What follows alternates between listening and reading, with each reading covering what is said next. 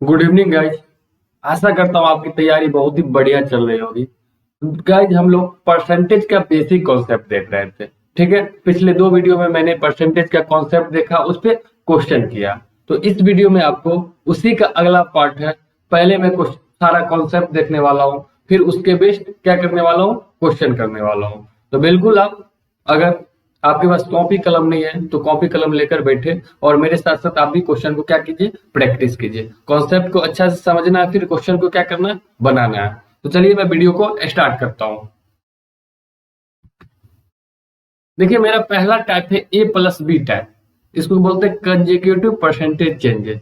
इसका मतलब क्या होता है, लगातार जो प्रतिशत में परिवर्तन है ना, उसको हम ए प्लस बी टाइप पे कैसे बनाते हैं। मान लीजिए कोई भी चीज में ए परसेंट की परिवर्तन हो रहा है, ए परसेंट की वृद्धि या कमी हो रही है। कोई दूसरा चीज है उसमें बी परसेंट की वृद्धि या कमी हो रहा है। तो जो मेरा फाइनल चेंजेज होता है ना, फाइनल चेंजेज होता है वो A plus B plus A B by 100% की क्या होती है, वृद्धि या कमी। ठीक है, परसेंट की क्या हो जाती है, वृद्धि या कमी होती है। ठीक है, मतलब ये देखिए कोई संख्या है, उसमें 10% की वृद्धि कर दीजिए। कोई संख्या है, एक नंबर है, उसमें हम 10% की वृद्धि कर रहे हैं। मान लीजिए उसी संख्या में हम 20% की वृद्धि कर दिए, 20% की वृद्धि कर दिए, तो संख्या में कितनी की वृद्धि होगी तो हमको फाइंड करना है। तो इस टाइप के क्वेश्चन को कैसे बनेंगे, ए प्लस बी टाइप। इस तरीके से फॉर्मूला लगा देंगे तो क्या हो जाएगा, 10 plus 20 plus 10 into 20 by 100। Zero से जीरो ये कट जाएगा, ये कितना हो गया, 10 प्लस 20 30 और प्लस 2, यानी कि 32% का क्या हो जाएगी, चेंजेज हो जाएगी, वृद्धि हो जाएगी उस संख्या में। समझे, मतलब दो आपको दो परसेंटेज दे रखा हो, दोनों में अगर वृद्धि है तो यहाँ प्लस ले रहा है। देखिए formula a plus A b by 100 है, लेकिन उसके अनुसार कमी होगा तो माइनस ले लेना है, वृद्धि होगा तो प्लस ले लेना है। एक और एग्जाम्पल समझते हैं, जैसे कि मान लीजिए कोई संख्या है, उसमें 20% की वृद्धि कर रहा है। ठीक है, 20% की वृद्धि कर रहा है। एक और संख्या जिसमें हम उसी संख्या में 30% की क्या कर रहे हैं, कमी कर रहा है। तो जो मेरा फाइनल चेंजेज होगा वो कितना परसेंट की वृद्धि या कमी होगा सो निकालना है। तो क्या फॉर्मूला याद किया हम लोग, ए प्लस बी जोड़ ए बी बाई 100% की क्या होती है, वृद्धि या कमी। तो शुरुआत ए मान लेते हैं, 20% बराबर ए है और 30% बराबर क्या है, बी है। तो 20% की वृद्धि ए की जगह क्या होगा, बी। बी की जगह 30% की कमी, कमी यानी कि माइनस होगा ना, प्लस माइनस क्या हो जाएगा, माइनस हो जाएगा, -30 प्लस देखिए 20% की वृद्धि बी, बी की जगह क्या होगा, -30 होगा ना, -30 हो जाएगा बाय 100। ये होगा कितना परसेंट की, अगर प्लस में आ गया तो क्या होगा, वृद्धि होगा, इंक्रीज होगा। अगर माइनस में आ गया तो क्या होगा, कमी होगा, डिक्रीज होता। वृद्धि मतलब इंक्रीज हो गया, कमी मतलब डिक्रीज हो गया। तो यहाँ से जीरो से ये जीरो, ये जीरो से ये जीरो कट गया, 20 में से 30 गया -10, और ये देखिए ये प्लस और ये माइनस, माइनस हो जाएगा, और 2 इंटू 3 यानी 6, यानी -10 -6 यानी कि -60, यानी कि 16% की क्या हो गई, कमी हो गई ना, डिक्रीज हो गई ना। यहाँ पर 16% क्या हो गया, डिक्रीज, क्योंकि माइनस में आंसर आया। ठीक है, तो अगर इस टाइप का जब भी दो परसेंटेज दे, एक में वृद्धि हो दूसरा में भी वृद्धि हो, इसी फॉर्मूला पे जाना है। एक में वृद्धि हो दूसरा में कमी हो, फिर भी इसी फॉर्मूला पे जाना है। अगर वृद्धि है तो प्लस लेना है, कमी है तो माइनस लेना है। इंक्रीजमेंट रहे तो प्लस ले लीजिएगा, अगर डिक्रीजमेंट रहे तो माइनस ले लीजिएगा। समझ गए ना कॉन्सेप्ट। चलिए इसी कॉन्सेप्ट पे हम कुछ क्वेश्चन को देखते हैं। जैसे कि फर्स्ट क्वेश्चन है आपका, फर्स्ट क्वेश्चन है, in a rectangle if the length is 30% increase and breadth is 10% decrease, then what will change their area। मतलब क्या बोल रखा है, एक आयत में ना लंबाई 30% की वृद्धि और चौड़ाई में 10% की कमी हो जाए तो क्षेत्रफल पर क्या प्रभाव पड़ेगा। लंबाई में 30% की वृद्धि है और चौड़ाई में 10% की कमी हो जाए तो क्षेत्रफल पर क्या प्रभाव पड़ेगा। लंबाई यानी लेंथ, लेंथ कितना परसेंट का वृद्धि कर रहा है, 30%। चौड़ाई यानी कि ब्रेथ कितना परसेंट की कमी हो रही है, 10% की। तो उसका एरिया, एरिया में क्या चेंजेस हुआ, एरिया मतलब एल गुने बी होता है ना, ये एरिया मतलब क्या होता है, एल गुने बी होता है। इसमें क्या चेंजेज होगा तो फाइंड करना है, तो जस्ट वही फॉर्मूला पे लगाना है। फॉर्मूला क्या था, ए प्लस बी जो ए बी बाय 100%। दो को परसेंटेज रहेगा, अगर प्लस में आया तो वृद्धि, माइनस में आया तो कमी, तो यानी एल की जगह क्या देंगे 30, यहाँ पे 30% की वृद्धि 30। देखिए माइनस प्लस माइनस क्या हो जाएगा माइनस, बी की जगह 10 प्लस 30 इंटू 10 बाय 10 किस में होगा माइनस में होगा बट्टे 100।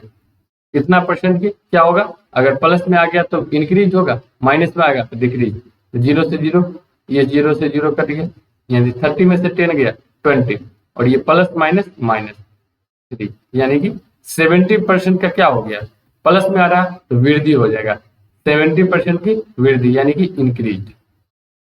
17% की क्या होगा इंक्रीज होगा। एक तो ये तरीका ए प्लस बी, एक और तरीका है कैसे बनाएंगे, ठीक है। सबसे पहले आपको परसेंटेज को फ्रैक्शन में बदल दीजिए। लंबाई में कितनी की वृद्धि हो रही है 30%। 30% को क्या लिख सकते हैं 30/100 लिख सकते हैं ना, 0 से 0 कट गया 3/10। अगर लेंथ 3 होगा 10 होगा तो उसमें 3 की वृद्धि यानी कि 13 हो गया होगा, है कि नहीं। सब उसके बाद ब्रेथ देखिए, ब्रेथ में क्या कर रहा है ना 10% की कमी हो रहा है, 10% की कमी हो रहा है, यानी इसका फ्रैक्शन वैल्यू 10/100। 0 से 0 भिन्न में बदल दिए, भिन्न में बदलने के लिए परसेंटेज को क्या करते हैं 100 से डिवाइड करते हैं, वही चीज कर रहे हैं 1/10। ये होगा कि नहीं होगा। तो मतलब देखिए हमको क्या पूछ रखा है, क्षेत्रफल पर क्या प्रभाव पड़ेगा। क्षेत्रफल क्या होता है रेक्टेंगल का, एल इंटू बी। एल में 30, लंबाई में कितना परसेंट की वृद्धि होगी 30% की वृद्धि है। 30% मतलब 3/10। अगर लंबाई पहले 10 रही होगी, लंबाई पहले 10 रही होगी तो उसमें कितनी की वृद्धि हो रही है 3 की। अब लेंथ कितना हो गई होगी 13, लेंथ 13 हो गई होगी ना।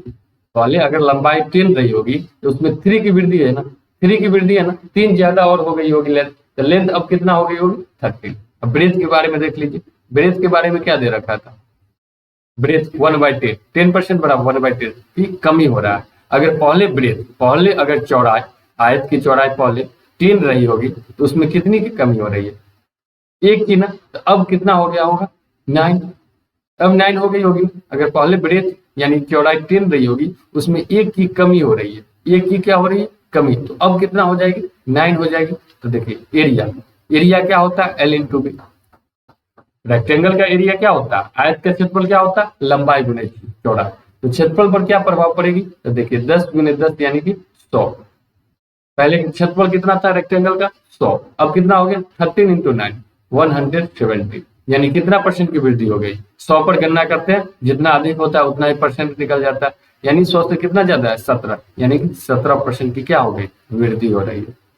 समझ गए ना दोनों तरीका। पहला तरीका क्या है जैसे ए प्लस बी जो ए बी बाई 100 स्टेप, लेकिन जब इजी डाटा रहेगा ना तो स्टेप का आसानी से लगा देंगे।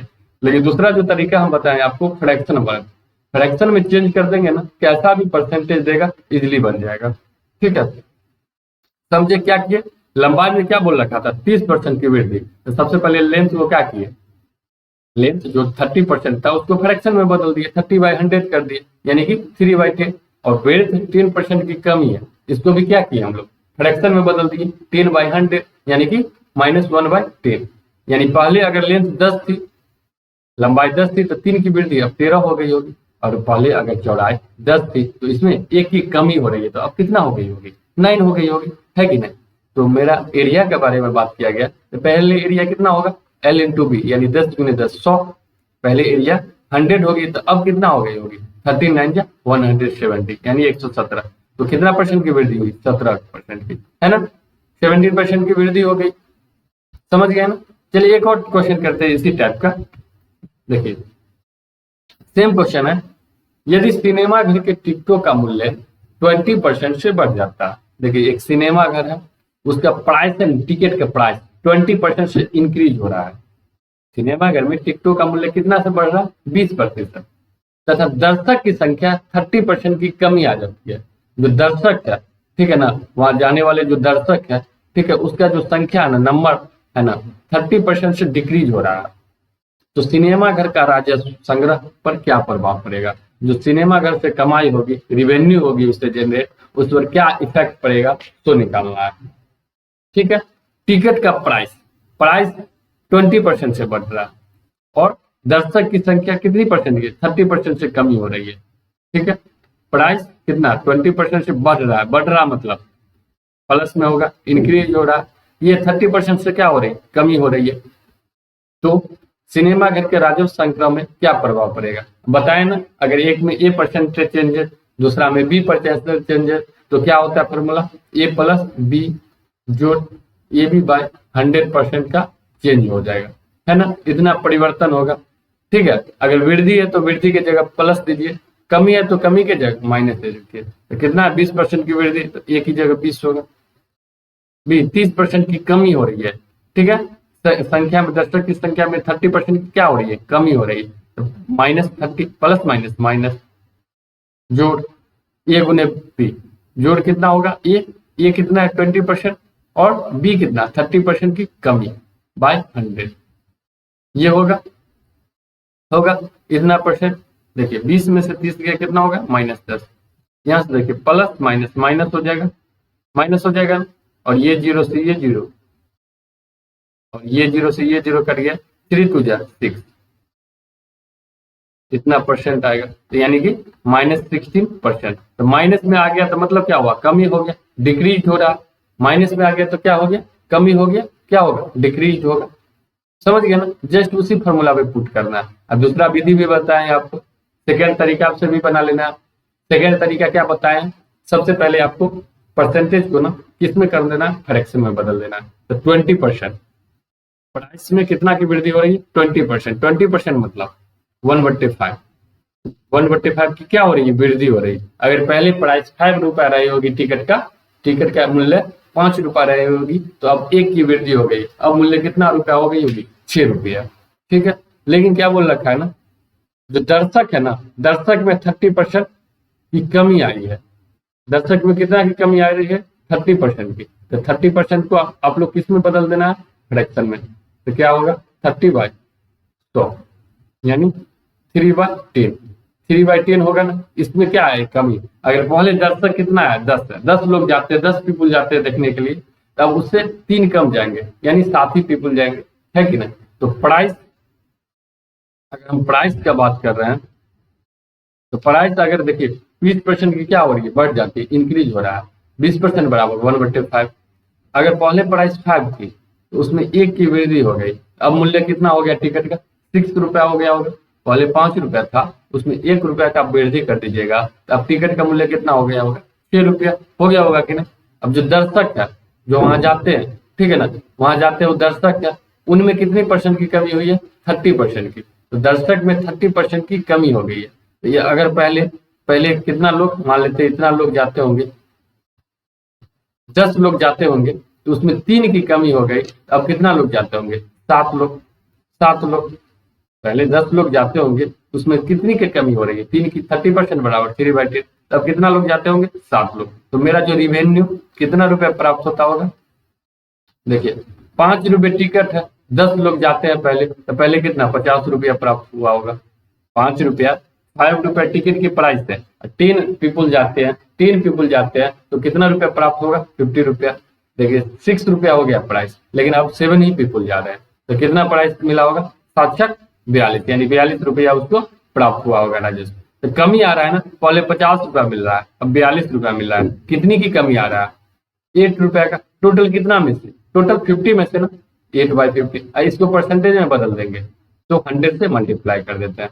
8 की कमी आ रही है, टोटल किससे? 50 से ना, 50 से ना, कंपेयर किससे हो रहा है? 50 से ना। 8/50 इंटू 100, 100 से 2 बार में कट गया, यानी 8 इंटू 2 16, 8 दूनी 16, 16% की क्या होगी? कमी आ रही है, 16% डिक्रीज हो जाएगी। चलिए समझ गए ना? समझ गए ना पिछला क्वेश्चन? कोई दिक्कत इसमें? ठीक है। चलिए नेक्स्ट क्वेश्चन एक और करते हैं हम इस टाइप का क्वेश्चन, ताकि आपको पूरा अच्छे तरीका से ना ये कॉन्सेप्ट सीख पाए, क्योंकि इस कॉन्सेप्ट पे बहुत सारा ढेर सारा क्वेश्चन बनता है। क्लियर?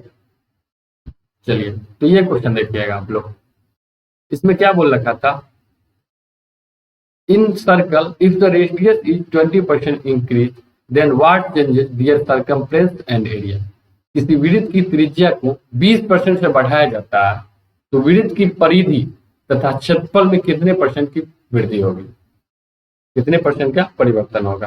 ठीक है ना, अगर वृत्त का रेडियस है, सर्कल का रेडियस को 20% हम बढ़ा देंगे तो उसका वृत्त का जो परिधि होता है, सर्कमफ्रेंस होता है, सर्कमफ्रेंस ऑफ सर्कल, और उसका जो एरिया होता है, एरिया ऑफ सर्कल, उसमें कितने परसेंट का चेंजेज होगा सो फाइंड करना है। तो सबसे पहले ये बताइए हमको, सर्कल है, सर्कल है, इसका सर्कमफ्रेंस क्या होता है, वृत्त का परिमाप क्या होता है, 2 पाई आर, है ना, वृत्त का परिमाप 2 पाई आर होता है। और इसका एरिया का बात करेंगे, एरिया क्या होता है, पाई आर स्क्वायर। एक वृत्त है, ये क्या वृत्त है, सर्कल है, तो सर्कल का सर्कमफ्रेंस का बात करेंगे 2 पाई आर होता है ना, परिमाप क्या होता है 2 पाई आर, और एरिया क्या होता है पाई आर स्क्वायर। तो अगर पहले वाला वृत्त का परिधि में 2 पाई आर आएगा, ये देखिए वृत्त का पहले क्या परिधि में क्या चेंजेज होगा, तो परिधि वृत्त का 2 पाई आर। अब भी अगर रेडियस को बढ़ाएंगे, रेडियस को बढ़ाएंगे तो चेंजेस तो रेडियस में होगा, 2 पाई तो पहले भी था, अभी भी रहेगा ना 2 पाई आर, अभी भी ये आर ही ना चेंज हो सकता, 2 पाई तो कांस्टेंट है, पहले भी रहेगा अभी भी रहेगा। जो मेरा चेंज होगा किस पे होगा, रेडियस पे निर्भर करता है कि नहीं, त्रिज्या पे निर्भर करता है। अगर वृत्त में, वृत्त का परिधि का बात करें या क्षेत्रफल का बात करें, त्रिज्या में जितना परिवर्तन होगा उसी के अनुसार इसका परिमाप में भी परिवर्तन होगा, क्षेत्रफल में भी परिवर्तन होगा। अगर लेकिन यहाँ क्या बोल रखा है क्वेश्चन में, रेडियस में ना 20% की वृद्धि हो रहा है, 20% इंक्रीज हो रहा है, 20% की क्या हो रहा है, वृद्धि हो रहा है 20% का। तो उसका परिमाप सर्कमफ्रेंस, सर्कमफ्रेंस में कितना की परिवर्तन होगा तो निकालना है। तो वृत्त का परिमाप क्या होता है 2 पाई आर, 2 पाई क्या है कांस्टेंट है, तो आर, तो आर परसेंट का इंक्रीज होगा, तो इसका भी परिधि में 20% का इंक्रीज ना होगा, सेम होगा। अगर आर में 20% बढ़ रहा है, त्रिज्या पर निर्भर करता है वृत्त का परिमाप, तो ये 2 पाई आर होता है फॉर्मूला, 2 पाई तो कांस्टेंट है, त्रिज्या जितना बढ़ेगा वृत्त का परिमाप भी उतना ही बढ़ेगा, है कि नहीं। लेकिन क्षेत्रफल, क्षेत्रफल क्या होता है, एरिया पाई आर स्क्वायर होता है, एरिया क्या होता है पाई आर स्क्वायर। पाई तो कांस्टेंट है लेकिन आर यहाँ पर 2 बार आ रहा है, यहाँ पर 2 बार हो रहा है, आज एक बार 20% बढ़ेगा फिर 20% बढ़ेगा, आर यहाँ पर 2 बार आया। जब 2 बार आता है तो फॉर्मूला जानते हैं ना, क्या होता है ए प्लस बी जो a B by 100, a B by 100%। तो यानी कि दोनों क्या हो रहा है, वृद्धि हो रही है ना, 20% एक बार, 20% 2 बार वृद्धि हो जाएगी, क्या हो जाएगा 20 प्लस 20 जो 20 गुने 20 बाय 100, 0 से 0, 0 से 0 कट गया, 20 प्लस 20 कितना 40, 2 दूना 4, 40 में 4 जोड़ दीजिए कितना हो गया 44, यानी 44% का क्या होगा इंक्रीज हो जाएगा। ठीक है, 44% क्या होगा इंक्रीज, क्यों क्यों इसमें 20 प्लस 20 की, क्योंकि आर स्क्वायर, आर 2 बार आ रहा है, आर 2 बार आ रहा है तो यानी 20% की 2 बार वृद्धि होगी तो 44% हो गया। यहाँ देखिए आर एक ही बार आ रहा है, यानी रेडियस 20% इंक्रीज करेगा तो उसका सर्कमफ्रेंस परिमाप भी 20% इंक्रीज करेगा। लेकिन एरिया, एरिया कितना परसेंट इंक्रीज करेगा 44%। ठीक है, इसको अगर हम फ्रैक्शन से बनाते, फ्रैक्शन से बनाते तो कैसे बनाते, 20% बराबर क्या होता है 1/5, फ्रैक्शन वैल्यू क्या होता है भिन्न का वैल्यू 1/5, 20 में परसेंटेज हटाएंगे तो 100 से क्या करेंगे भाग देंगे, 20 से कितना बार में कट जाएगा 5 बार में, 1/5 होता है ना। तो यानी कि वृत्त का क्षेत्रफल क्या होता है पाई आर स्क्वायर, तो पाई तो कांस्टेंट दोनों में रहेगा, जो भी चेंजेस होगा रेडियस के कारण होगा। तो रेडियस एक बार 5 था पहले, फिर 1 की वृद्धि हो गई 6 हो गया, एक बार और रेडियस में वृद्धि होगा ना, रेडियस 5 था फिर 1 की वृद्धि हो गई कितना हो गया 6, तो मेरा रेडियस आर स्क्वायर, ये आर स्क्वायर क्या ही ना चेंजेस होगा, आर स्क्वायर पहले कितना था मेरे पास 25, अब कितना हो गया 6 6 जा 36, कितनी की वृद्धि हो रही है 11 की, है ना, 36 में से 25 बेटा 11 की वृद्धि हो रही, टोटल कितना पे, टोटल 25 पे, 25 से 11 बढ़ रहा है, इतना परसेंटेज में बदलने के लिए 100 से मल्टीप्लाई कर दीजिएगा, 25 से 4 जाम यानी 100 4 जाम 44%। आ गया ना, यहाँ भी सेम उतना ही आ गया आंसर, क्लियर, समझ गए ना, समझ गए कि तो आशा करते हैं इस कॉन्सेप्ट को पूरी तरह से आपको क्लियर हो गया होगा। ठीक है, चलिए नेक्स्ट स्टेप करते हैं। नेक्स्ट स्टेप करने से पहले ना, ये तो इजी डाटा परसेंटेज में था, अगर कोई भी चीज में मान लेते हैं हमको 12.5% वृद्धि हो गया, यहाँ तो 2 था, फिर मान लेते 33.1/3% की कमी हो गई। ठीक है, अब ए प्लस बी पर लगाएंगे तो कितना दिक्कत होगा। ए प्लस बी टैब पर लगाएंगे, ए प्लस बी जो ए गुने बी बाई 100, तो 12.5 प्लस 33.5, बहुत दिक्कत होगा ना। इस केस में ना हमेशा क्या करना है आप लोग को, हमेशा इस केस में सबसे पहले परसेंटेज को फ्रैक्शन में बदल देना है। अब फ्रैक्शन मेथड से सॉल्व करना है। जैसे मान लीजिए कोई संख्या में 12.5% की वृद्धि हो गई होगी, तो 12.5% बराबर क्या होता है, 12.1/2% बराबर 1/8। फर्स्ट क्लास में ही हम लोग डिस्कस कर चुके हैं। अगर वो वीडियो नहीं देखे तो पहले फर्स्ट वीडियो देखिए, फिर सेकेंड देखिए, फिर इस वीडियो को देखिए, है कि नहीं। तो 12.5% बराबर क्या होता है, 1/8। यानी पहले 8 था संख्या, तो अब 1 की वृद्धि हो गई है ना। फिर देखिए 33 सही 1/3%, 33 सही 1/3% बराबर क्या होता है, 1/3। ये क्या हो रहा है, कमी हो रहा है ना। ये कमी मान लेते हैं, कमी, यानी कि पहले 3 था तो उसमें 1 की कमी हो गई, अब कितना हो गई होगी, 2।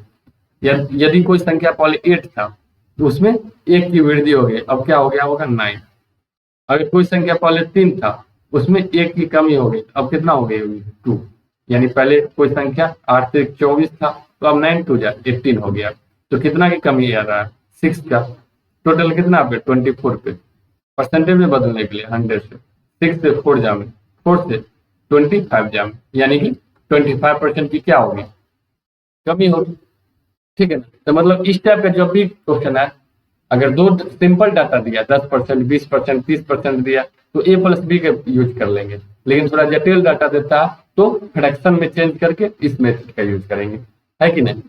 मान लीजिए वहां तो 2 डाटा ही, ए प्लस बी में तो 2 डाटा दे देगा तभी बनेगा, लेकिन यहाँ पर कितना भी डाटा दे दिया, कोई संख्या उसमें 12.5% बढ़ा दीजिए, 20% बढ़ा दीजिए, 25% बढ़ा दीजिए, कितना भी बढ़ा दीजिए, या 33 से 1/3% घटा दीजिए, तो टोटल चारों डाटा भी दे देगा, फिर भी ये फ्रैक्शन मेथड से बन जाएगा ना, बन जाएगा ना। जैसे 12.5% है, इसका मतलब क्या हो गया, 1/8, 1/8, 20% मतलब 1/5। परसेंटेज वैल्यू है, परसेंटेज को फ्रैक्शन में बदलना सिखा चुके हैं। 25% मतलब 1/4। ठीक है, और 33 सही 1/3% मतलब 1/3। ठीक है, अगर पहले कोई संख्या 8 रही होगी उसमें 1 की वृद्धि है, तो अब क्या हो गया होगा, 9। पहले कोई संख्या 5 रही होगी उसमें क्या 1 की वृद्धि है, तो अब कितना हो गया होगी, 6। पहले कोई संख्या 4 रही होगी, फिर उसमें किसकी वृद्धि है, 1 की वृद्धि, अब क्या हो गया, 5। पहले संख्या कोई 3 रही होगी उसमें क्या 1 की कमी हो रही, तब संख्या क्या हो गई, 2। ठीक है, तब इसको क्या करेंगे, मल्टीप्लाई करके लिख लेंगे। कितना भी परसेंटेज वृद्धि या कमी रहेगा इस टाइप से इजिली बन जाएगा। मान लीजिए उस संख्या में ओवरऑल कितना वृद्धि या कमी हुआ है सो निकालना है, तो गुना कर लीजिए, 8 पंचे 40, 40 होगा, 160 दिया, 480, यानी 480 थी पहले, अब कितना हो गई, 954 और दहन 510, यानी 540 हो गई, 540। यानी पहले संख्या 480 थी, अब इतना वृद्धि और कमी करने के बाद 540 हो गया, तो वृद्धि हो रहा है, कितनी की वृद्धि हो रही है, 60 की। टोटल कितने पे, 48 पे, 0 से 0, तो इसको परसेंटेज में बदल लेंगे, 100 से मल्टीप्लाई करेंगे, 6 से 8 जामे, 1/8, 100/8 है ना। यानी 1/8 का परसेंटेज वैल्यू कितना होगा, 100/8 कीजिएगा 12.5% का वृद्धि। क्लियर, मतलब कितना भी बड़ा डाटा देगा फ्रैक्शन मेथड से आप इजिली सॉल्व कर लीजिएगा। तो दोनों टाइप हम लोग सीख गए, ए प्लस बी टाइप। अगर इजी डाटा रहेगा तो ए प्लस बी टाइप से बनाएंगे। ठीक है, ए प्लस बी जोड़ ए बी बाई 100। अगर थोड़ा जटिल डाटा देगा तो हम फ्रैक्शन से बनाएंगे। क्लियर, चलिए नेक्स्ट टाइप हम लोग चलते हैं, मार्किंग बेस्ड टाइप। पिछला कॉन्सेप्ट में आप लोगों को कोई दिक्कत नहीं होगा, पूरा अच्छी तरह से समझ गए होंगे। अब मार्किंग बेस्ड टाइप, ये ऐसा मतलब ऐसा क्वेश्चन देखे होंगे, जैसे कि मान लीजिए कोई एग्जाम है, उसमें कुछ परसेंटेज रहता है, मार्क्स लाना क्या है, नेसेसरी है, मैंडेटरी है कि इतना परसेंट नंबर लाइए। लेकिन कोई लड़का क्या करता है, कोई लड़का कुछ नंबर लाकर फेल हो जा रहा है, कोई कुछ नंबर पासिंग मार्क्स से ज्यादा ले आता है। तो इसी में पूछ देता है फुल मार्क्स कितना नंबर का एग्जाम हुआ, पास होने के लिए कितना मार्क्स चाहिए था, ये सारा सब पूछता है इस टाइप के क्वेश्चन में। जैसे कि मान लीजिए 100 नंबर का आपका पेपर हुआ, 100 नंबर का एग्जाम हुआ, अगर 30% पासिंग मार्क है, तो आप कितना नंबर लाइएगा, 30 लाइएगा। एक लड़का 20% नंबर लाता है, 20% नंबर लाता है, यानी कि 100 का 20% मतलब 20 नंबर लाता है, तो कितना नंबर से फेल रहा होगा? 30 नंबर लाना जरूरी है, इतना ये क्या मैंडेटरी है 30 नंबर लाना। लेकिन एक लड़का क्या 20% ही मार्क्स लाता है, यानी 100 का 20% लाता है, तो कितना नंबर से फेल हो जाएगा? 10 नंबर से। 10 नंबर से क्या हो जाएगा? वो फेल हो जाएगा। मान लीजिए एक लड़का 35% नंबर ले आया, 35 मतलब 100 का 35% कितना होगा? 35 होगा, है ना? 100 नंबर का एग्जाम हुआ, उसका 35% नंबर लाइएगा, कितना नंबर लाइएगा? 35। तो कितना नंबर पासिंग मार्क्स से ज्यादा आ गया? 30 नंबर पर पास हो जाता था, ले आया कितना? 35। तो 5 नंबर ज्यादा ले आया, 5 नंबर क्या एक्स्ट्रा ले आया, ठीक है ना? तो इसी टाइप का क्वेश्चन आपका पूछता है एग्जाम में, तो ये क्वेश्चन करेंगे उससे ज्यादा आपका क्लियर होगा, ठीक है? तो चलिए हम लोग क्वेश्चन पे आते हैं। जैसे फर्स्ट क्वेश्चन यहाँ देखिए, in an examination 30% marks is necessary to pass the exam. ठीक है, मतलब क्या है, एक परीक्षा में ना 30% अंक लाना आवश्यक है। 30% अंक लाना क्या है? आवश्यक है, तभी एग्जाम आप पास कर पाइएगा। एक candidate scored 120 and failed by 30 marks, then find the minimum marks in the exam। एक है कैंडिडेट है, एक स्टूडेंट है, ठीक है ना? एक विद्यार्थी क्या करता है, 120 नंबर लाता है, 120 नंबर स्कोर कर रहा है एग्जाम में और 30 मार्क्स से फेल हो जा रहा है। 120 नंबर स्कोर कर रहा है, 30 मार्क्स से फेल हो जा रहा है, तो पूरा टोटल कितना का एग्जाम हुआ तो निकालना है। फिर से समझिएगा क्वेश्चन को। क्वेश्चन क्या था आपका, एक परीक्षा में 30% अंक लाना आवश्यक है। एक एग्जामिनेशन है, उसमें 30% आप नंबर लाइएगा, जो कि नेसेसरी है, एकदम मैंडेटरी है कि 30% अंक लाना ही है कि नहीं? और एक विद्यार्थी क्या करता है, 120 अंक लाता है और 30 अंक से क्या हो जाता है? अनुत्तीर्ण हो जाता है। दैट मीन्स 30 अंक से क्या हो जाता है? फेल हो जाता है। 120 नंबर लाया, 30 अंक से फेल हो गया। अगर वो 30 नंबर और लाता तो पास हो जाता कि नहीं हो जाता, है कि नहीं? अगर 30 नंबर और लाता तो पास हो जाता, यानी कि 120 अंक लाया तो फेल हो रहा है 30 नंबर से। 120 में अगर हम 30 नंबर और ऐड कर देते तो 150 नंबर लाता तो क्या हो जाता? पास हो जाता। 150 नंबर लाता तो क्या हो जाता? पास हो जाता ना। पास होने के लिए कम से कम कितना नंबर चाहिए? 150 नंबर चाहिए, तो परीक्षा का अधिकतम अंक। लेकिन हमको परसेंटेज में कितना चाहिए? 30%। तो मान लेते हैं ना, एग्जाम में ना मैक्सिमम मार्क कितना का था? अधिकतम अंक x अंक तक का था। x नंबर का एग्जाम हुआ, x मार्क्स का एग्जाम हुआ। x में से कोई कैंडिडेट को पास होने के लिए कितना परसेंट चाहिए? 30%। 30% अंक लाएगा तो क्या हो जाएगा? पास हो जाएगा। और एक्चुअल में एक लाता क्या है? 120 नंबर लाता है, 30 नंबर से फेल हो जाता है। 30 मार्क्स से क्या हो जाता है? फेल। यानी कि 150 नंबर लाता तब पर भी पास हो जाता, 30% अंक लाया तब पर भी पास, या 150 नंबर लाता तब पर भी पास हो जाता। तो ये दोनों क्या होगा? बराबर होगा, हो जाएगा ना बराबर। तो यहाँ से हम सॉल्व करेंगे, x2 में परसेंटेज हटाएंगे तो 100 से डिवाइड बराबर 150।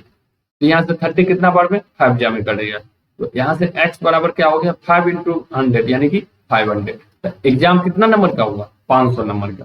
समझ गया क्वेश्चन को? फिर से समझिए एक बार, क्या बोल रखा है, एक परीक्षा में 30% अंक लाना आवश्यक है। एक विद्यार्थी ना 120 अंक लाता है और 30 अंक से अनुत्तीर्ण हो जाता है। 120 मार्क्स उसको आया, 30 नंबर से वो फेल हो गया। यानी कि 30 नंबर अगर वो और ले आता तो पास हो जाता है कि नहीं हो जाता? हो जाता पास। तो यानी कि 120 में 30 ऐड करेंगे तो 150 नंबर चाहिए उसको पास होने के लिए। और अधिकतम अंक ज्ञात करना है तो मैक्सिमम मार्क का 30% भी लाना आवश्यक है ना? 30% वैल्यू अगर 30% अंक लाएगा तो क्या होगा? पास हो जाएगा। लेकिन 150 नंबर लाएगा फिर भी क्या होगा? पास हो जाएगा। तो मान लेते हैं कि मैक्सिमम मार्क्स, अधिकतम अंक कितना नंबर का एग्जाम होगा? x नंबर का, उसका 30% बराबर 150। तो यहाँ से x का वैल्यू कितना आ गया? 500। ये मेरा क्या हो गया? आंसर। तो अधिकतम अंक कितना हो गया? 500। क्लियर? इस टाइप का क्वेश्चन पूछता है। एक और टाइप है मार्किंग बेस्ड का, उस भी देख लेते हैं हम। एक इस टाइप का क्वेश्चन पूछता है जिसमें क्या है, एक विद्यार्थी 25% अंक प्राप्त करता है और तथा 30 अंक से अनुत्तीर्ण हो जाता है। एक कैंडिडेट है 25% मार्क्स प्राप्त किया, एक एग्जाम दिया जिसमें 25% अंक प्राप्त किया, तो 30 अंक से ना 30 मार्क्स से फेल हो गया। जितना पास होने के लिए आवश्यक चाहिए था उससे 30 नंबर उसको क्या हुआ? कम आया। जिसकी वजह से फेल हो गया। मान लीजिए आप कोई एग्जाम है जिसमें आपको 25% अंक प्राप्त होता है और 30 नंबर से फेल हो गया, ठीक है। और सेम दूसरा विद्यार्थी सेम एग्जाम में 50% अंक लाता है, 50% क्या कर रहा है, अंक प्राप्त करता है, और परीक्षा में उत्तीर्ण करने के लिए आवश्यक अंक से 20 अंक ज्यादा हो जा रहा है। मतलब वो 50% अंक मार्क्स लाया, तो जो जितना पासिंग मार्क था ना उससे 20 नंबर क्या हो जा रहा है, उसको अधिक ले आता है, ज्यादा आ जाता है। तो मैक्सिमम मार्क्स फाइंड करना है। यानी एक देखिए, ध्यान से समझिएगा क्वेश्चन को, क्या बोल रखा है। एक कैंडिडेट है परीक्षा में 25% मार्क्स लाता है। कितना मार्क्स लाता है, 25%। तो कितना नंबर से फेल हो जा रहा है, कितना नंबर से फेल हो रहा है, 30 नंबर। यानी 30 नंबर उसको कम आया, जिसकी वजह से फेल हो गया। सेम एग्जाम में एक दूसरा विद्यार्थी है 50% अंक ला रहा है। कितना अंक ला रहा है, 50% मार्क्स ले रहा है। 50%, तो जो परीक्षा में उत्तीर्ण करना है ना, उससे आवश्यक अंक से ना 20 नंबर ज्यादा आ जा रहा है। जो पासिंग मार्क्स है उससे भी 20 नंबर क्या आ रहा है, ज्यादा आ रहा है, ठीक है। ये समझ गए। मान लीजिए हम इसको आलेख पर देखें, यहाँ पर मान लीजिए इतना नंबर यहाँ पर कोई आता है ना, ये पासिंग है, पासिंग बॉर्डर है। इधर जाएगा तो क्या होगा, पास होने के लिए कम होगा, फेल हो जाएगा। इधर जाएगा तो क्या होगा, पास, जितना पासिंग मार्क है उससे भी ज्यादा नंबर आएगा, ठीक है। एक कैंडिडेट कितना 25% मार्क्स लाया, कितना मार्क्स लाया, 25%, 30 नंबर से फेल हो गए। कितना, 30 नंबर से फेल, यानी कि यहाँ से 30 नंबर उसको कम आया बॉर्डर पे, ठीक है। एक कैंडिडेट 50% मार्क्स लाया, 50% क्या किया, मार्क्स लाया, तो उसको 20 नंबर ज्यादा है। जो पासिंग मार्क है उससे 20 नंबर ज्यादा आ गया, ठीक है ना, 20 नंबर ज्यादा। यानी एक 30 इधर कम गया और 20 ज्यादा गया। तो दोनों के बीच का अगर डिफरेंस का बात करेंगे, 50 और 25 के बीच का डिफरेंस कितना हो गया, 25%, परसेंटेज में 25%। लेकिन 30 नंबर पीछे, यानी कोई 30 इधर जा रहा है, 20 इधर जा रहा है, इस दोनों के बीच का डिफरेंस कितना होगा, 50 होगा, 50 होगा। मान लीजिए आपका घड़ी है 9:50, बोल देंगे 10:10, इसके बीच का गैप कितना होगा, यानी 10 बजे का, 10 बज रहा है, वोटर 10 मिनट पीछे जा रहा है, 10 से 10 मिनट आगे जा रहा है, टोटल गैप 20 मिनट का हो रहा है ना।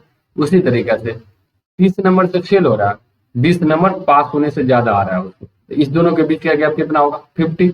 आप यहाँ पर मान लीजिए आप खड़ा है, कोई व्यक्ति 2 मीटर इधर है आपसे, एक और व्यक्ति 2 मीटर इधर, तो इस दोनों व्यक्ति के बीच का गैप कितना, 4 मीटर का होगा ना, ऐड हो जाएगा ना। तो यानी 30 और 20 कितना, 50। तो 25% का वैल्यू कितना, 50। तो 1% का वैल्यू 25 से 2 बार में कट गया 2, तो 100%। एग्जाम कितना का होगा, 100% का। तो 100% का वैल्यू कितना होगा, 200। तो परीक्षा में मेरा 1 × 100, तो 2 × 100।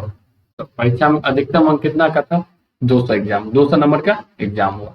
क्लियर, समझ गए ना। तो इस टाइप का क्वेश्चन है, इस टाइप का क्वेश्चन को ऐसे ही बनाना है, ठीक है। एक बार फिर से देख लेते हैं क्वेश्चन को। देखिए, एक विद्यार्थी है 25% अंक लाता है, 30 नंबर से क्या हो जा रहा है, फेल हो जा रहा है। 30 नंबर उसको कम आ रहा है, 30 नंबर क्या हो गया, कम आया। और एक पासिंग मार्क्स है ना 50%। देखिए दूसरा विद्यार्थी 50% अंक ला रहा है, तो पासिंग मार्क्स से ना 20 अंक ज्यादा ले आ रहा है, यानी 20 नंबर और अधिक ले आ रहा है। तो इस दोनों के बीच का गैप करेंगे, 50 और 25, परसेंटेज में कितना, 25%। और इस दोनों में 30 और 20, 30 से फेल हो जा रहा है, 30 इधर जा रहा है, 20 इधर जा रहा है, यानी कि कितना गैप होगा, 20। 30 और 20 का, 50 का, 25% बराबर 50, 1% बराबर 2। तो एग्जाम कितना, टोटल 100% का होगा। कोई भी चीज मैक्सिमम 100% होता है ना, इसका 100 गुना, तो 2 का 100 गुना, यानी कि 200 नंबर का एग्जाम हुआ होगा। तो अधिकतम अंक कितनी थी एग्जाम की, 200। समझ गए ना। तो इस टाइप का क्वेश्चन बन जाएगा। तो मार्किंग बेस्ड का भी टाइप, उम्मीद है कि आपको क्वेश्चन इस टाइप का बन जाएगा। तो 2 टाइप देख लिया हम लोग, एक देखे आप लोग जैसे कि A+B type, consecutive percentage changes वाला देखे, एक देखे मार्किंग बेस्ड टाइप। सारा क्वेश्चन कर लिया, ठीक है। चलिए हम लोग अब नेक्स्ट टाइप की ओर बढ़ते हैं। नेक्स्ट है आपका इलेक्शन बेस्ड टाइप। चुनाव वाला। ठीक है, चुनाव में क्या क्या होता है पहले ये समझते हैं। वोटिंग लिस्ट जारी होता है ना, मतदान सूची, वोटिंग लिस्ट देखे होंगे, अभी चुनाव का टाइम चल रहा होगा, देखे होंगे एक वोटिंग लिस्ट जारी होता है। मान लेते हैं वोटिंग लिस्ट में ना 100 है, 100 क्या वोटर्स है, 100 ऐसा वोटर्स है जो मत देता है। इसमें से सारा मत नहीं ना देता, सारा मत नहीं देता। मान लीजिए इसमें से 10% मत नहीं दिए, 10% मत नहीं दिया, तो यानी 90, 100 में से 10% नहीं दिया है तो 90 मत दिया होगा ना। तो वोटर्स कितना, वोटिंग कितना किया होगा, 90। सारे लोग वोट तो नहीं देते हैं, 10% नहीं दिए, 10% क्या किए, वोट नहीं दिए, तो 90 वोट दिए होंगे। और इसमें से भी क्या होता है ना, कुछ लोग क्या है गलती से मतलब या तो अच्छे से क्लिक नहीं कर पाते, टिप नहीं पाते बटन को, वोट नहीं गिरा पाते या खाली दे देते हैं, है ना। कुछ वोट बर्बाद जाता है ना, कुछ वोट बर्बाद जाता है। मान लेते हैं कि ना इसका 10% इनवैलिड हो गया, इनवैलिड मतलब अवैध। तो 90 का 10% कितना हो गया, 9, 9 ये क्या हो गया, इनवैलिड हो गया, यानी कि अवैध हो गया, अमान्य, जिसको क्या बोलते हैं, अमान्य, हिंदी में अमान्य या अवैध। ये अवैध मत हो गया, इनवैलिड वोट हो गया कितना, 9। 90 में से 9 भी क्या हो गया, अवैध।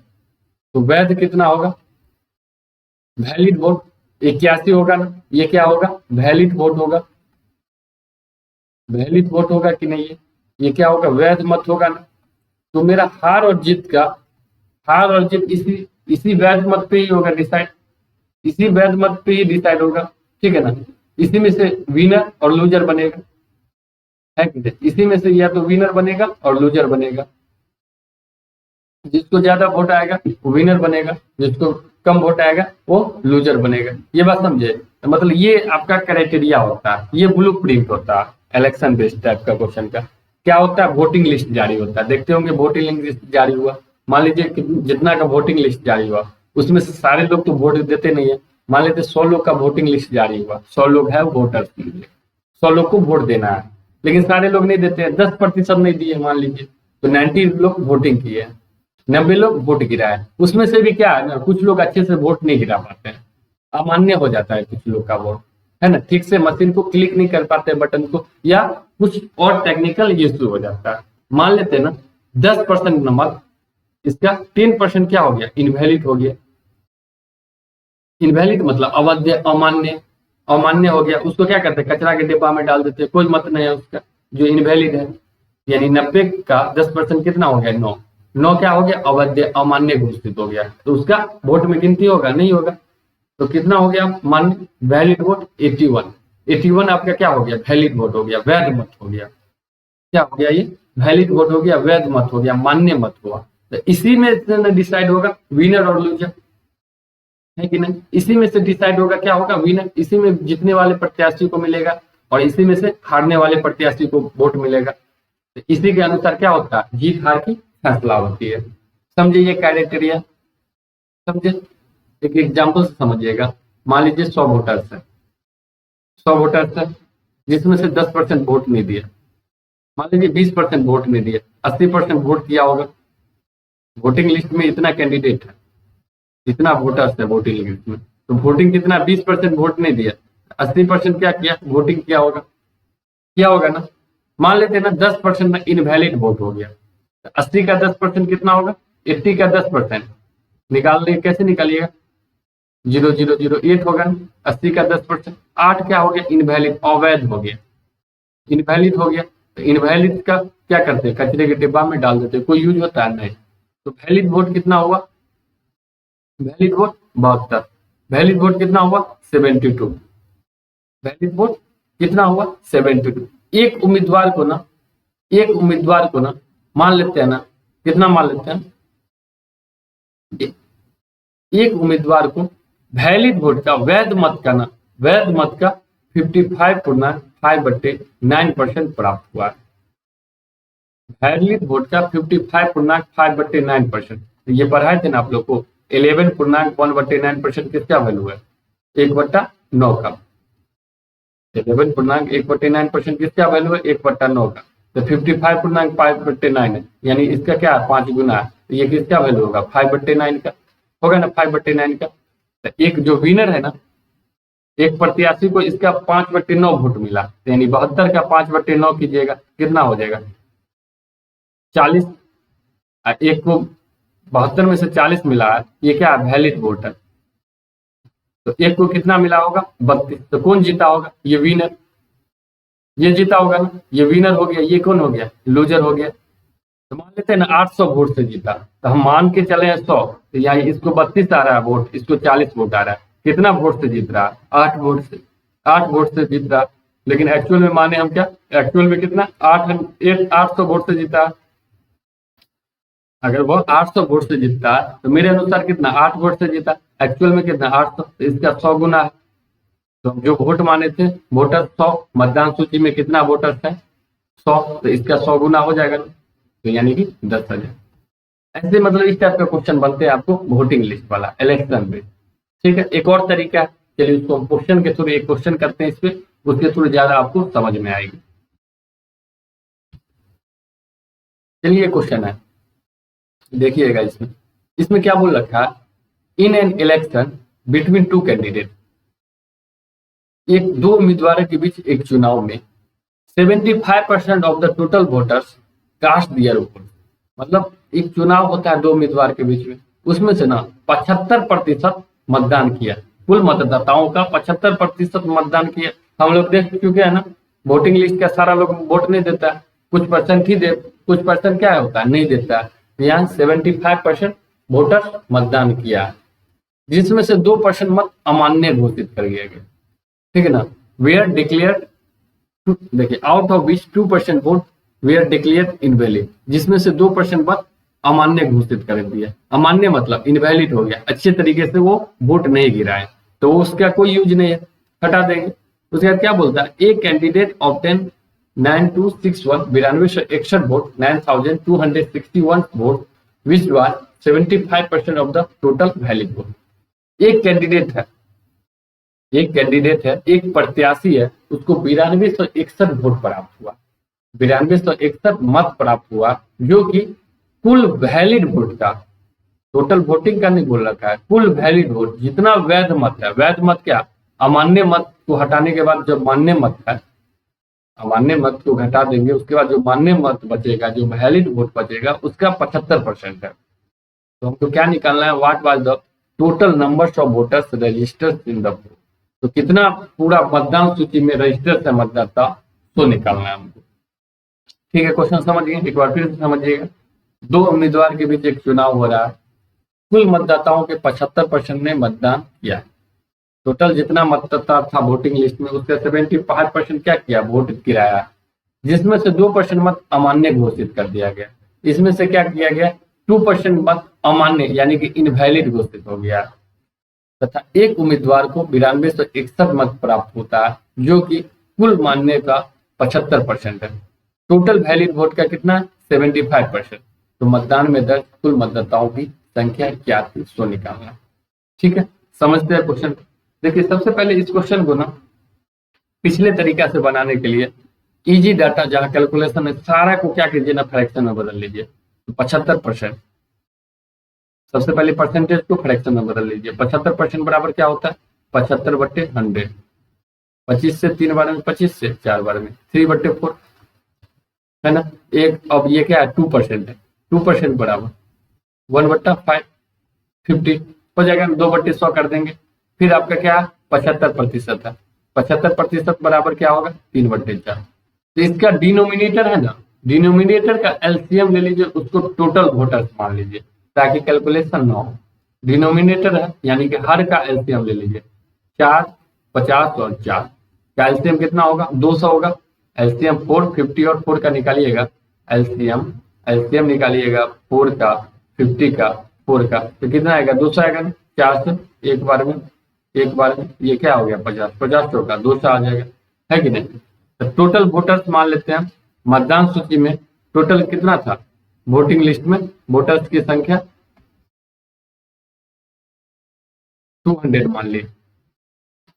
इसमें से क्या बोलता है, कुल मतदाताओं के 75% ने मतदान किया, जो टोटल वोटर्स था ना उसका 75% ना मतदान किया, यानी 200 का 75% मतदान किया, वोट गिराया, तो 200 का 75% कितना होगा 150। 200 का 75% निकालिएगा, 200 है उसका 75% निकालेंगे, क्या होगा 75 टू जा 150, 1 क्या है वोट गिराया, वोटिंग किया, ठीक है। इसमें से क्या बोलता है 2% मत अमान्य हो गया, इसमें से 2% इनवैलिड हो गया, तो 150 का 2% निकाल देंगे, 150 का 2% कितना होगा 15 दूना 30/10 यानी कि 3 वोट क्या हो गया इनवैलिड हो गया, अवैध हो गया, अमान्य हो गया। तो मान्य वोट कितना होगा मेरा 150 में से 3 अमान्य हो गया, तो मान्य वोट कितना होगा 147, 147 ये क्या होगा वैलिड वोट, वैलिड वोट होगा ना। देखिए तो एक उम्मीदवार को 9261 मत प्राप्त होता है, जो कि कुल मान्य मतों का 75%। एक उम्मीदवार है उसको कितना वोट प्राप्त हो रहा है 9261, जो टोटल जो वैलिड वोट है 147, वैलिड वोट कितना है 147, उसका 75% है, इसका कितना है 75%, 75% मतलब 3/4, इसका 3/4 है को कितना 9261, ये समझे 9261 जो वोट प्राप्त होता है वो टोटल जो उसका वैलिड वोट है, वैध मत मान्य मत है, उसका 75% है। 75% का वैल्यू कितना होता है 3/4, यानी 147 का 3/4 किसके बराबर है 9261 के बराबर। तो यहाँ से अगर हम काट देंगे 147 से कितना बार में कट जाएगा, एक मिनट, 147 से आपका ये 4 बार में, ये 42 बार में, तो 3 से कितना बार में, एक मिनट काटिए तो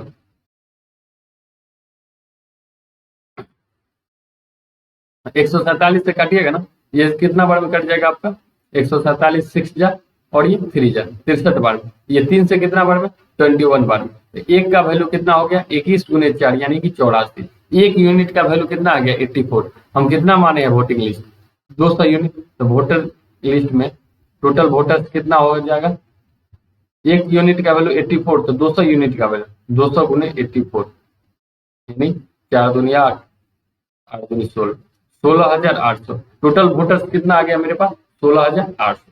एक तो ये तरीका ऐसे बना लीजिएगा, नहीं तो आप लोग ऐसे भी सोच सकते हैं, ठीक है, ऐसे भी सोच सकते हैं। मान लेते हैं ना क्या बोल रखा है मतदान में दर्ज कुल मतदाताओं की संख्या, मान लेते हैं ना टोटल वोटर्स एक्स है, टोटल वोटर्स कितना है एक्स है, तो क्या करता है ना कुल मतदाताओं के 75% ने मतदान किया, टोटल वोटर्स का 75% क्या करता है वोट गिरा रहा है, वोटिंग कर रहा है, यानी 75% का इसका वोटिंग किया, मतलब इसका 75% क्या किया ये वोट गिरा है, इतना लोग वोटिंग किया होगा, इतना लोग वोटिंग किया होगा ना, उसमें से क्या बोल रखा है ना 2% ना इनवैलिड हो गया, 2% मत अमान्य घोषित कर दिया गया, ये कितना है 75% इतना वोटिंग किया, 2% अमान्य इनवैलिड होगा, यानी 98% वैलिड होगा ना, 2% इनवैलिड वोट होगा तो 98% वैलिड होगा ना, ये क्या वैध मत होगा, ये टोटल ये वैलिड वोट होगा, है कि नहीं। 2% इतना वोट गिरा है, एक्स का 75% आपका वोट गिरा है, जिसमें से क्या बोल रखा है 2% मत अमान्य घोषित कर दिया गया, 2% इनवैलिड कर दिया गया, तो 98% क्या होगा वैलिड होगा, होगा, तो इसका 98% निकाल दिए।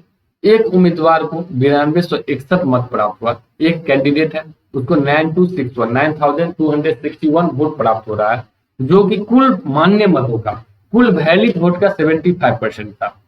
एक उम्मीदवार को 9261 मत प्राप्त हुआ, जो कि कुल वैलिड वोट का 75%, तो मेरे पास वैलिड वोट कितना है ये है, ये टोटल वैलिड वोट है ना, इसी का 75% प्राप्त हुआ है ना एक कैंडिडेट को, इसका 75% बराबर क्या हो गया 926, जस्ट एक लाइन में आ जाएगा ना, तो यहाँ से काट दीजिए 25 से 3 बार में, 25 से 4 बार में, 25 से 3 जा में, 25 से 4 बार में, ये 2 से 49 बार में, 2 से 50 बार में, यहाँ से काट दीजिए 3 से 3 3 9 3 से 3 8 24 3 7 21, फिर देखिए 3 से कट जाएगा 1029 बार में, यहाँ से देखिए 49 से 2 और 1 21 बार में, कितना बार में कट जाएगा 21 बार में, तो मेरा x बराबर क्या आ गया 21 गुने 4 गुने 50 गुने 4, यानी 21 गुने 50 चौका 200 चौका 800, 21 गुने 8 16,800। सेम आंसर आ गया कि नहीं?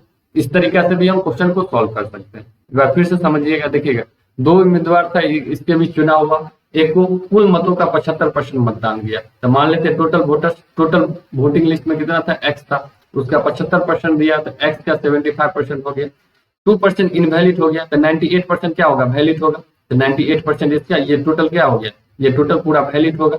एक उम्मीदवार को 9261 प्राप्त होता है, जो कि वैलिड वोट का 75%, इतना ही वैलिड वोट है, इसका 75% के बराबर क्या है, 9261 हुआ। तो यहाँ से एक्स का वैल्यू निकालिएगा काट के, तो क्या आ जाएगा, 16,800। समझ गए? तो आशा करते हैं आप लोग इस टाइप का भी क्वेश्चन पूरा बना लीजिएगा, ठीक है, इलेक्शन बेस्ड टाइप का। तो हम लोग इतना सारा कॉन्सेप्ट किए, अगर इसमें आपका थोड़ा भी डाउट हो तो आप कमेंट सेक्शन में जरूर बताइएगा, ठीक है। और नेक्स्ट क्लास में हम लोग क्वेश्चन अब प्रैक्टिस करने वाले हैं, ठीक है। लगभग बहुत सारा कॉन्सेप्ट हम कर चुके हैं परसेंटेज का, अब क्या करेंगे, क्वेश्चन करेंगे, उसी के थ्रू जो भी कॉन्सेप्ट होगा वहां पर समझा दिया जाएगा। अगर आपको वीडियो अच्छा लगे तो जरूर लाइक कीजिए, शेयर कीजिए, कमेंट कीजिए और चैनल को जरूर सब्सक्राइब कर दीजिए। धन्यवाद।